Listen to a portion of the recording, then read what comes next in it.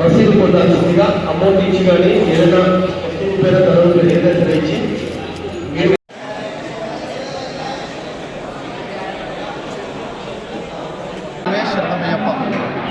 శ్రీ శివమార్తి గీత అయ్యప్ప మందిరంలో ప్రతి సంవత్సరం కూడా నవంబర్ 18వ తేదీ నుంచి ప్రారంభమై అన్నప్రసాద వితరణ కార్యక్రమం జనవరి 4వ తేదీ వరకు అంగరంగ వైభవంగా మరి ఈ యొక్క ఇక్కడ అన్నప్రసాద వితరణ కార్యక్రమం చాలా వైభవపేతంగా ప్రతి ఒక్కరు కూడా మరి ఇక్కడ ఉన్నటువంటి భక్తులు రోజు కూడా 800 మంది వరకు కూడా 600 నుంచి 800 మధ్యలో ప్రతిరోజు కూడా ఈ శివమార్తి గీత అయ్యప్ప మందిరంలో అన్నప్రసాద వితరణ కార్యక్రమంలో పాల్పంచుకోవడం జరుగుతుంది.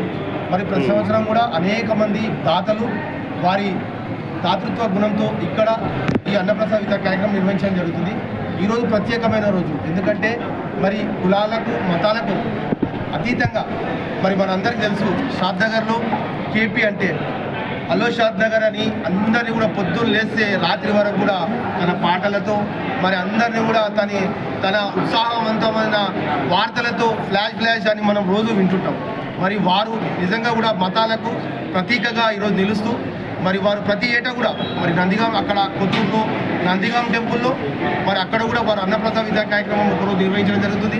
మరి ఈ సంవత్సరం మరి మా నందీష్ గారి మరి పిలుపు మేరకు వారు ఇక్కడ షాద్ నగర్లో కూడా మరి ఇక్కడ అన్నప్రసాద వితరణ కార్యక్రమం చేయాలని వారికి మరి నిజంగా వారి సతీమణి అయినటువంటి శ్యామల గారికి వారి కుటుంబ సభ్యులకు నిజంగా కూడా మరి ఆ స్వామివారి కృపాకటాక్షాలు ఉండాలని మరి స్వామివారి దివ్య ఆశీస్సులు వాళ్ళ కుటుంబ సభ్యుల శిరస్సుల పైన చల్లని వీక్షితలు విదజల్లాలని మనస్ఫూర్తిగా కోరుకుంటున్నాం. మరి ఈ ఆలయ అభివృద్ధి కమిటీ, అలాగే శ్రీ శివమార్తి గీత అయ్యప్ప అభివృద్ధి కమిటీ మరియు అయ్యప్ప భక్త సమాజం షాద్ నగర్ మరి అందరూ కూడా ఈ అన్నప్రసాద కార్యక్రమంలో పాల్పంచుకొని మరి స్వామివారి కృపా కటాక్షాలు పొందాలని మరి ప్రతి ఏటా కూడా 4వ తేదీ వరకు అంటే ఇక్కడ ఓన్లీ అన్నదాన ప్రభులే కాకుండా ఎవరైనా వస్తు రూపేనా ధన రూపేనా ఇవ్వాలనుకుంటే కూడా ఇక్కడ కమిటీ సభ్యులకు సంప్రదించి మీరు కూడా ఏదో తునమో ప్రాయమో మనము ఇచ్చి మీరు రసీదు కూడా పొందొచ్చు. కాబట్టి ఎవరైనా సరే ఈ సదవకాశాన్ని వినియోగించుకోండి. ఇక్కడ అన్నప్రసాద వితరణ కార్యక్రమం చేస్తున్నటువంటి ప్రతి ఒక్కరు కూడా ఆ స్వామివారి కృపా కటాక్షాలు ఉండాలని నాకు ఈ అవకాశం ఇచ్చినటువంటి అందరూ కూడా పేరు ధన్యవాదాలు తెలుస్తాం. జై హింద్. షాద్ నగర్ ప్రాంతంలో ఈ చుట్టుపక్కల ప్రాంతాల్లో గురుబ్రహ్మ స్వర్గీయ శ్రీ శ్రీ శ్రీ సతీశన్ నాయక్ గురుస్వామి గారి దివ్యాశీస్సులతో దాదాపుగా 4.5 దశాబ్దాలుగా షాద్ నగర్ ప్రాంతంలో భక్తి ప్రవర్తులు దైవభక్తి క్రమశిక్షణ జీవితాన్ని ఇక్కడి యువతకు ఇక్కడి ప్రజలకు ఒక క్రమంలో అలవాటైన పద్ధతి చూస్తూ ఉన్నాం.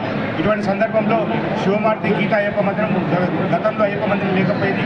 ఇక్కడటువంటి అయ్యప్ప గురుస్వాములందరూ కూడా కూరుకొని ఇక్కడ అయ్యప్ప స్వామి దేవాలయం కూడా నిర్మించడం జరిగింది. మొదట కొత్తూరులో మాత్రం ఉండేది, ఇక్కడ నిర్మించడం జరిగింది. తర్వాత చాలామంది గురుస్వాములు పెద్దలు ఇక్కడ ఇప్పుడు ప్రస్తుతం నిర్వహిస్తున్నటువంటి రేట్కల్ నందీశ్వర గురుస్వామి గారు కావచ్చు, స్వర్గీయ మన చంద్రశేఖర్ గోలెపు చంద్రశేఖర్ గురుస్వామి గారు కావచ్చు, ప్రస్తుతం పనిచేస్తున్నటువంటి ఇప్పుడు కార్యక్రమాలు భాగస్వామి అయినటువంటి చిట్టు ప్రతాప్ రెడ్డి మాజీ కౌన్సిలర్ గురుస్వామి గారు కావచ్చు, మిగతా గురుస్వాములందరూ అదేవిధంగా సేవా కార్యక్రమం పాల్గొంటున్న స్వాములందరి సహకారంతో ముఖ్యంగా దాతల సహకారంతో నిర్విఘ్నంగా జరుగుతున్నటువంటి అన్న వితరణ ఎందుకంటున్నామంటే అన్నపుణ్యే సదా పుణ్యే శంకర ప్రాణవల్లభే జ్ఞాన వైరాగ్య సిద్ధాంతం విశ్రాంతి చెప్పాలి.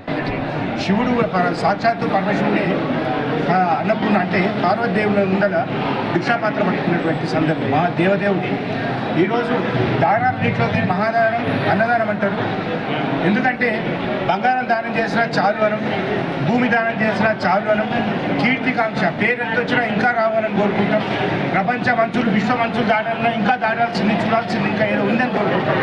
ఇంకా బతకాలని కోరుకుంటాం. 100 చేస్తే 101 సంవత్సరం బతకాలని కోరుకుంటారు. కానీ నాకు 100 పూర్తయినా ఇప్పుడే చచ్చిపోతాను స్వామిచేయడం కానీ మాత్రం ఎవరు అన్నారు అంటే కేవలం చాలు అనిపించగలిగే దానం ఏదైనా ఉన్నది, చాలు అని మనిషి నోటితో అనిపించగలిగేది ఏదైనా ఉందంటే అది కేవలం అన్నదానం మాత్రమే. అందుకే అన్నదానం మహాదానమైంది. మరి పవిత్రమైనటువంటి కార్తీక మాసంలో మొదలై మకర సంక్రాంతి వరకు కొనసాగే ఈ అయ్యప్ప దీక్షల కార్యక్రమంలో స్వామి భక్త పరాయణులై మాలాధారులై నిష్ఠతో నియమనిష్టలతో స్వామి అనుగ్రహం కోసం నిత్యం ఉదయం 3:30 4 గంటల నుంచి రాత్రి 9 గంటల 10 గంటల వరకు, ఒక్కోసారి 1 గంట వరకు కూడా పడిపూజలు కూడా హాజరై నిత్యం దైవ ధ్యానంలో గడుపుతున్న స్వాములకు అన్నదానం ప్రసాద వితరణ చేయడం అనేది చాలా తక్కువ మందికి లభించే అదృష్టం. ఈరోజు మా సోదరి శ్యామల గారు, అదేవిధంగా చిన్నప్పటి ఆత్మీయ మిత్రులు, ఆ శారదా నియోజకవర్గమే కాదు రాష్ట్రం అంతా తెలిసినటువంటి ప్రముఖ పాత్రికేయులు, జర్నలిస్టు, రకరకాల రంగాల్లో అవార్డులు వచ్చినాయి. ఇంకా రావాల్సిన రంగాలు కొన్ని ఉన్నాయి మా కాజభాష గారికి. అదేవిధంగా ఆ విధంగా ఉండాలని చెప్పేసి అయ్యప్ప స్వామి కూడా మనసారి వేడుకుంటాం. ఇంకోటి మరికొన్ని అయ్యప్ప స్వామి దయతోటి తన జీవితంలో తన కుటుంబం, తన సంతానం, వారి సంతానం అందరూ కూడా ఐశ్వర్యాలు, ఆయురారోగ్యాలు, కీర్తి ప్రతిష్టలతో తులతూగాలని చెప్పి అయ్యప్ప స్వామిని వేడుకుంటూ స్వామి శరణమయ్యప్ప. స్వామి శరణమయ్యప్ప. ఈరోజు శివమార్తి టెంపుల్ షాద్నగర్లో మేము స్వామి పేరుపై భిక్ష పెడుతున్నాము. స్వాములకు ఎంతో సంతోషంగా ఉంది. ప్రతి సంవత్సరం కూడా ఇలా భిక్ష పెట్టడం జరుగుతుంది. ఎందుకంటే మత సామరస్యానికి ప్రతీకగా నిలవాలన్నదే నా అభిప్రాయం. కులాలు మతాలు అనేటివి పట్టింపు కావు. సర్వ మతాలు చెప్పే సారాంశం ఒకటే, అందరం కలిసి ఉండడము, కలిసి బతకడము, కలిసి జీవించడం అనేది ముఖ్యం. కాబట్టి సర్వమతాలు చెప్పే విధంగానే, గ్రంథాలు చెప్పే విధంగానే, సబ్కా మాలిక్ ఏక అనే విధంగానే అందరూ భగవంతుల్లో కూర్చుకుంటే ఎలాంటి విభేదాలు ఉండవు. ఈరోజు ఎంతో కార్యక్రమము మన శారదా నియోజకవర్గంలో గతంలో కూడా నేను నందిగామలో చేసేవాడిని. తర్వాత ఇప్పుడు మా శారదాగర్లో స్థానికంగా ఇకపై మేము ఉన్నంత కాలం ఇట్లా ప్రతి సంవత్సరం కూడా ఇలాంటి అన్నదాన కార్యక్రమం నడుస్తుంటే మేము కూడా అందులో భాగస్వామ్యం కావాలనే ఉద్దేశం. ఎందుకంటే అందరు చెప్పేది ఒకటే, ప్రతి దేవుడు దగ్గర అయ్యప్ప స్వామి కూడా వావర్ స్వామి వాళ్ళు పేటతుల్లి అక్కడ వాళ్ళు ఆడి పాడి అక్కడ మా ముస్లిం సంబంధించి కూడా అక్కడ వీళ్ళు చేసే విధానం కూడా బాగుంటుంది. ఇవన్నీ వాళ్ళు చెప్పేది ఒకటే, ఎవరమైనా సరే భగవంతుని ఆరాధించడం, స్మరించడం అనేది చాలా ముఖ్యం. ఇలాంటి కార్యక్రమాల్లో నాకు అవకాశం కల్పించినందుకు నందిస్తానికి, అదేవిధంగా ఈ కమిటీ మొత్తానికి అయ్యప్ప స్వామి భక్త సమాజం అందరికీ నేను పేరు పేరున ధన్యవాదాలు తెలియజేసుకుంటా. ఇలాంటి అవకాశం ప్రతి సంవత్సరం కూడా నేను నా సాధ్యమైన కంటే చేస్తానని చెప్తున్నా. ఈ అన్నదానం చేసినందుకు నేను అన్నదాన ప్రభుత్వం కూడా ధన్యవాదాలు తెలియజేసుకుంటాను. జాతి మతములు సున్నా, నిహము సున్నా. జాతి లేదు, మతం లేదు, మానవత్వమే ఉన్నది.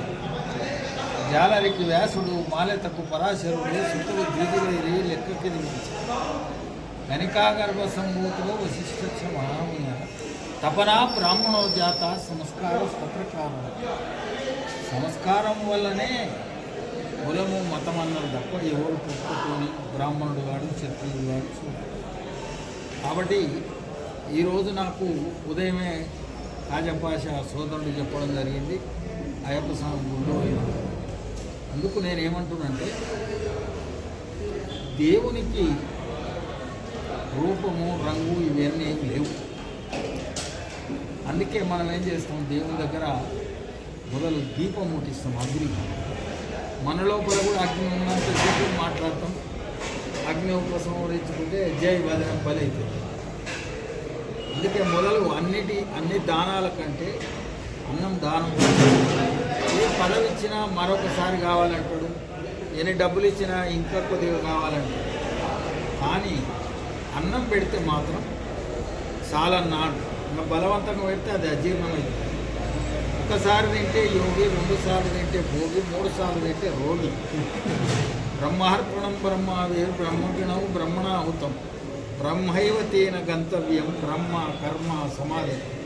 నువ్వు తినే భోజనమంతా పరోపకారం కొరకే. అంటే శ్రీకృష్ణ భగవానుడు ఏమన్నాడంటే, నువ్వు తినే ఏ హారమైనా జఠర రసమునై నేనే ఆస్వాదిస్తున్నా, ఇందులో నీదేం లేదంట. అందుకు గీతా జయంతి సందర్భంగా ఈ పుస్తకం కూడా దైవలీల నాకు బహుకరించబడ్డది. అయితే గానము చేయబడిందే గీత. ఆ గానం కూడా అర్జునులకు ఎప్పుడు బోధించిందంటే, ఆయన మనస్సు తాత, ముత్తాతలు, బావమరుదులు, అన్నలు అందరూ, చుట్టాలందరూ కూడా ఈ యుద్ధ భూమిలో ఉన్నారు.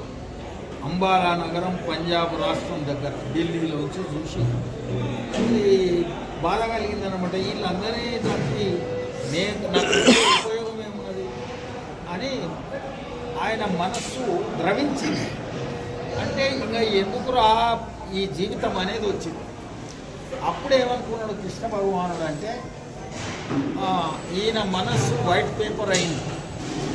ఈ వైట్ పేపర్లో 4 అక్షరాలు రాస్తే సమాజానికి ఉపయోగపడుతుంది. అప్పుడు అర్జునుడు ఏమన్నాడంటే నకాంక్షే విజయం కృష్ణ నచ రాజ్యం సుఖాని చ కిన్నో రాజ్యే గోవింద భోగై జీవితేన వా. అప్పుడు యుద్ధ భూమిలో ఆయనకు చెప్పింది, ఇందులో నీదేం లేదు బిడ్డ, చేయవలసిందంతా దేశాన్ సతత యుక్తం, అన్ని అవసరాలైనప్పుడు దుర్మార్గం నశించినప్పుడు దాన్ని కట్టడి చేయడానికి నేను వస్తాను. అందుకొరకే మనం అనేక మంది ఇలాంటి భక్తులు కులానికి మతానికి సంబంధం లేకుండా భోజనం పెట్టడం ఇది అద్భుతమైనటువంటి అంశం. మనం అందరం కూర్చున్నప్పుడు కులం మాట్లాడుతున్నాం, సాటుపోయినాక అదే కులాన్ని తిట్టుకుంటున్నాం. అందుకు ఈ లోకమే, ఈ ప్రపంచమే బ్రహ్మస్వరూపం. బ్రహ్మస్వరూపం తప్ప ఇంకొకటి లేదు. There is no Hinduism, no Muslimism, ఈ ఇజం, ఆ ఇజం ఏం లేదు. ఇవన్నీ మనల్ని మనం కట్టడి చేసుకోవడానికి పెట్టుకున్నటువంటివి తప్ప హిందువులు వేరు, ముస్లింలు వేరు, క్రైస్తవులు వేరు, జైనులు వేరు, ఇదంతా మరి వాస్తవం కాదు. అందుకే స్వామి వివేకానందుడు ఏమన్నాడంటే మనమందరం కూడా మన మతం ఒయ్యింట్లో పెట్టుకోవచ్చు, అంటే ముట్టుకోకండి. అందువల్ల ఆయన ఏమన్నాడంటే ఈ మతం ఏదైనా ఖురాన్ చదివినా, బైబిల్ చదివినా, లేక భగవద్గీత చదివినా, ఇప్పుడు ద్రోణాచార్యుడు ఉన్నాడు, బ్రాహ్మణుడు, కానీ పాండవుల కౌరవులకు యుద్ధ విద్య నేర్పి కాబట్టి ఆయన క్షత్రుడు. ఆయన విషామిత్రుడు, ఆయన రాజు. కానీ ఎవరు మన శ్రీరాముని గురువు ఎవరు? విశ్వామిత్రుడు. వశిష్ఠ మహర్షిని చూసి అంటే ఆయన నేను ఎన్ని అశ్వాలు ఎన్ని ఆయుధాలు తెచ్చి కొట్టినా ఆయన ముందర నాకు పనిచేస్తలేదు. అందుకే ఏం చేయాలంటే అప్పుడు ఆయన ఋషీశ్వరునిగా మారాలి, అంటే బ్రహ్మ విద్య నేర్వాలని చూసింది. కాబట్టి అప్పుడు ఏం చేసిందంటే రాజరికం వదిలేసి ఋషిగా మారింది. కాబట్టి వాక్కు అనేది చాలా గొప్పది. స్థూల వాక్కు, మధ్యమ వాక్కు, వైఖరి వాక్కు, పశ్చంతి వాక్కు, పరావాక్కు. స్థూల వాక్కు అంటే నేను ఇప్పుడు మాట్లాడి వినబడతాను. తర్వాత మధ్యమ వాక్కు అంటే అది గొంతుకానే ఉంటుంది, బయటికి వినబడదు. మనం ఒక్కోసారి శత్రువులను బూతులు తిడతాం, అంటే పెదవులతో తిట్టేది కొడుకు అంటాం, అది మధ్యమ వాక్. వైఖరి వాక్ అంటే మనసుకే సంబంధం.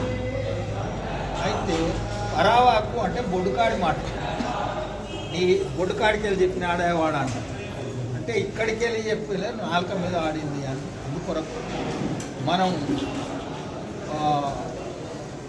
బాప్తిజం క్రైస్తవుల గుళ్ళ పెద్ద మనుషులు ఫాదర్ లేదా పాస్టర్, ఆయన మళ్ళా మసీదులో ఇమాం సాబ్ ఉంటాడు, బ్రాహ్మణుడు మన దగ్గర ఉంటాడు. అందుకే ఏంటంటే ఆ మతాన్ని గౌరవించే వాళ్ళు ఆ ఇమామును కానీ ఆ ఫాదర్ని కానీ ఆయన పాద స్పర్శ చేయడం, తల వంతు మొక్కడం ఉంటుంది. మనం వార్తావనిలో సనాతన ధర్మంలో ఏముందంటే భగవంతుడు మంత్రాధీనమై ఉన్నాడు, భగవంతుడు మంత్రాధీనమై ఉన్నాడు, మంత్రము బ్రాహ్మణాధీనమై ఉన్నది. అందుకొరకు ఈ మంత్రము యొక్క ఎవరి చేతిలో ఉందో ఆయన దగ్గర మొక్కితే దేవుడు దొరుకుతాడు అని. కాబట్టి చూస్తేనే బ్రాహ్మణులు టక్కున మనం మొక్కుతాం. అందువల్ల నేనేమంటున్నానంటే మనం ఈ రోజులల్లా మన శక్తియుక్తులన్నిటిని కూడా సుఖాని కొరకు అలవాటు పడ్డం. మానవుడు తన కుటుంబము నిత్య జీవితంలో బ్రతకడానికే సంపాదించుకోవాలి, కానీ అంతకంటే ఎక్కువ సంపాదిస్తే దేశానికి సంఘానికి ద్రోహం చేసిన దానికి వస్తుంది. అందుకు దయచేసి మనం అందరం కూడా వాక్కును కూడా నియంత్రించుకోవాలి. అబద్ధం ఆడకుండా, పాపం చేయకుండా ఎవరు ఉండలేడు. కానీ జాగ్రత్తగా ఉపయోగించే ప్రయత్నం జరగాలి. నాలుక జారిందంటే మళ్ళీ అది వెనకకు రాదు. అందుకే పెద్దలు ఏం చెప్తారంటే మాట్లాడితే వెండి, మాట్లాడకపోతే బంగారం. నమస్కారం.